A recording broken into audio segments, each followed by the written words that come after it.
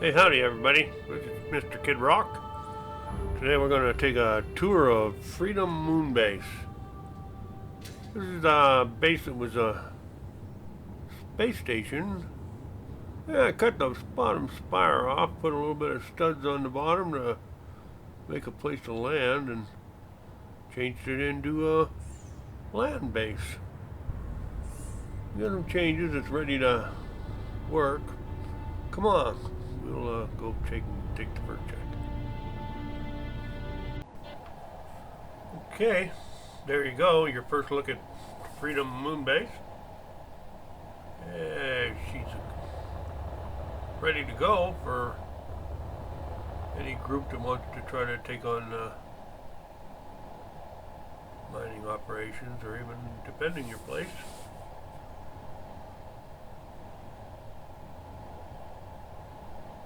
You can see the upper spire and the lower one, no more to be found. Scrap that. Put a couple of studs down there for landing, and what we're left is a nice moon base station that we dropped in here.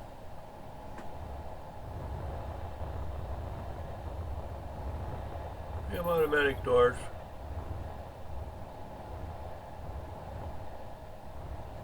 Actually a quite large small ship, fit in here. A little noisy. But we want to make sure that that door shuts all the way before we open the other door, because it is all oxygen sealed. We can hold oxygen. We certainly wouldn't want to let the whole airflow out the door. Okay, we're in the main bay. As you can see, it's quite spacious. Got some small ships way back in the corner. It's actually a little bit bigger in here than it looks from the outside. We got the captain's wing on the left, and the crew quarters, and the mess, and the dispensary, and the wing on the right. Here's a mining ship that we've gotten on loan, and it's actually quite a nice ship. It's actually bigger than, like I said, fits in here quite well and big. Got a couple fighter jets over here. These will take off in case of emergency. You want to have a couple pilots ready to go out the front door in case of a problem. Main cargo area, and the main bay control area. Here from the control area we can control a lot of the more minor things, like we can turn the lights on and off, and we can also turn off the lights in the captain's quarters.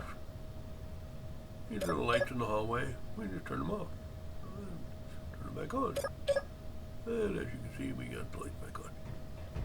We can do the same with the crew quarter lights. Turn them off and on. There we go. Let's take a look down in the crew quarters first.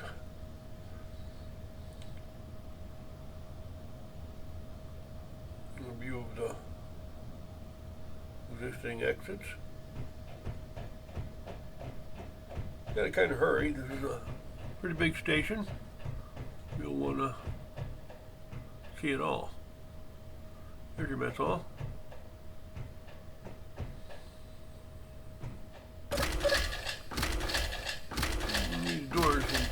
Got to be changed to automatic opening and closing, because it's rather a pain to do it each time. There's your mess hall, and they have a nice view of the earth as they sit there and eat. And a back door that goes easily over to the other crew quarters. And we'll see that on the other end. Crew quarters are here. Doors open. There's the restroom. And we got a restroom with a shower in it right there. And a John. That's what's supposed to be in there, I guess. Okay, we got some games to play, some cola. We can get a soft drink, quench your thirst.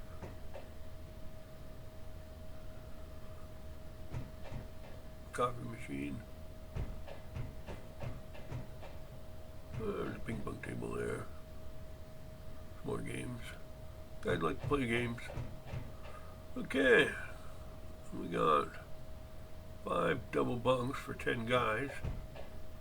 And a couple couches here to watch the big screen TV and enjoy themselves. Some weights.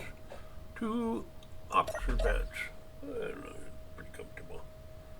But we're not supposed to be laying in it with our full gear on, so let's get out of there and exercise, some lockers, and if you're under attack, of course, you'll grab some guns on the way out. There's the other door to the mess. Like I said, it's a quick jaunt over to the mess. And we'll check out medical. This medical bay is ready to charge you back up and get all your energy and health back up. And it's got its own air vent so that it produces the oxygen we need. You don't think it's big in here, and then realize that we're walking over to the captain's quarters and how long it's actually going to take us to get there. It's quite a walk. Well, here's the outside door. This door here will be the man door to get out. And it goes up there to the second door. Of course, they're sealed locks so that air doesn't get out. Gotta keep the oxygen in. Come down here to the captain's quarter, and fortunately we got some automatic doors on there. Nice big area for the captain. Nice view. Got a ready room there. It also makes its own oxygen, so that helps in an emergency. From here, the captain can control any aspect of the ship, and he has a ready room to talk to any of the workers that need help, and he can talk one-on-one to the supervisors here at his desk. And you can imagine him giving the heads up to one of his guys. Over here is a personal area where he's got a bed, got a nice view, and a TV. Get some relaxing done. Here's another couch area and a little way for him to keep track of the ongoings of the ship. Some of the messages that come through his message board. He can send his email and anything else here that he needs to see. See now and watch out for some kind of revolt going on. There's his head. He's got his own bathroom. And his own airlock to get out of the quickly escape or go to any place that he wants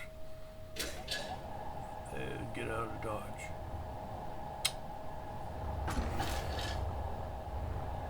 Use that to come up here and see some of the rest of the base.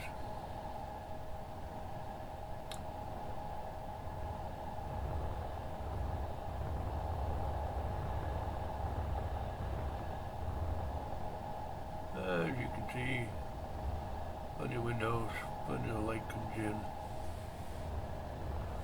Makes it very airy in there. You guys tend to like it. Here we got an outside medical sedation so that you can treat yourself real quick while you're outside without having to go into any locks or any doors. Just run over there if you need to in an emergency and get over there and get yourself patched up. Right here we have another secondary bay.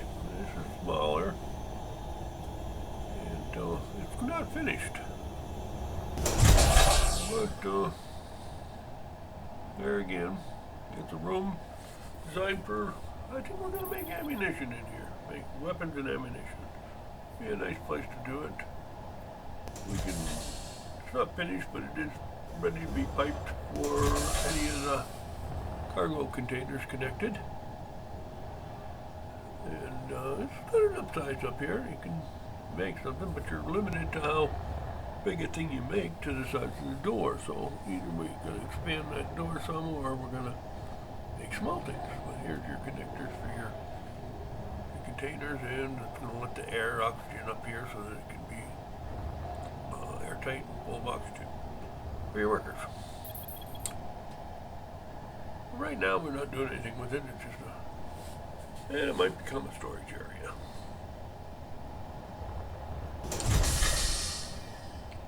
We don't have to worry about letting the air out because there's no air at this point in there. Still there is. Some of the doors are working a little fuzzy to open. And this one finally realized I would like to go out.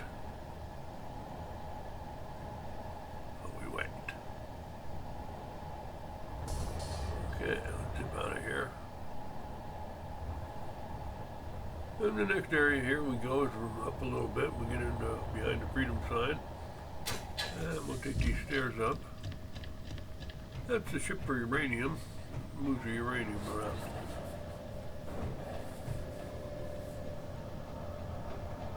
We definitely need to get some automatic doors on this.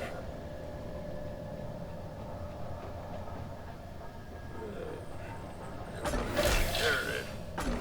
Okay, here we go. You might have already guessed where we're at. If you didn't, you can read the sign on the wall straight ahead.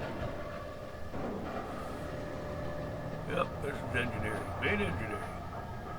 And it controls almost every part of the ship again. Almost everything the captain can do, we can do. And there's the warp core. That runs all the power in the whole base. That's enough power to run everything, charge all our batteries, do anything we want to do, and more. So you want to make sure this warp core is running good, and it's fed up there automatically by that ship you saw outside. The green ship drops off the uranium into a cargo container up there and feeds the warp core with uranium so that it keeps going. And all the cameras are connected here, so all the cameras around the base can be viewed here to see what's going on so that they can keep track of anything. We need 2 men to manage this, one to watch the warp core and one to run the facilities.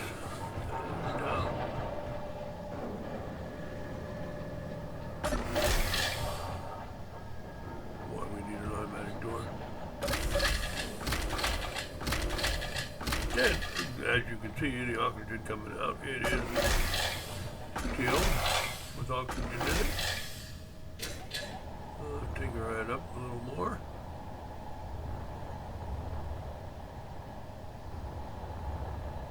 And over here we'll see.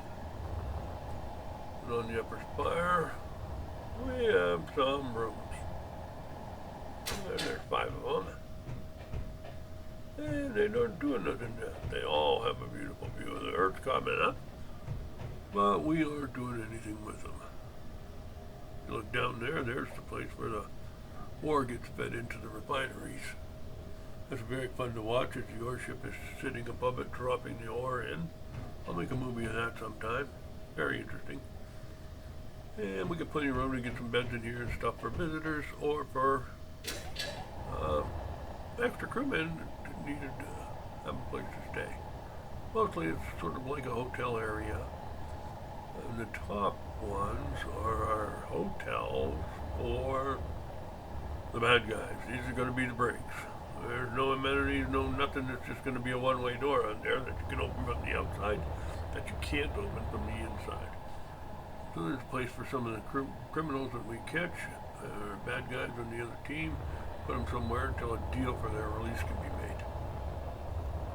And there's the main section of the base here on the top. Oh, here's the place where another doorway would go when you escape, a nice little patio. But now the underworkings of the building.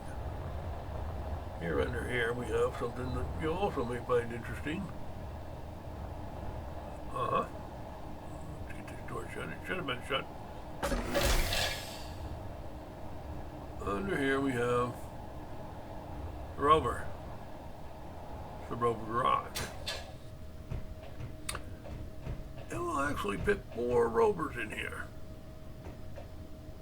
But we only have one going, and we have a place for a connection in case we need some parts. We do have an automatic door.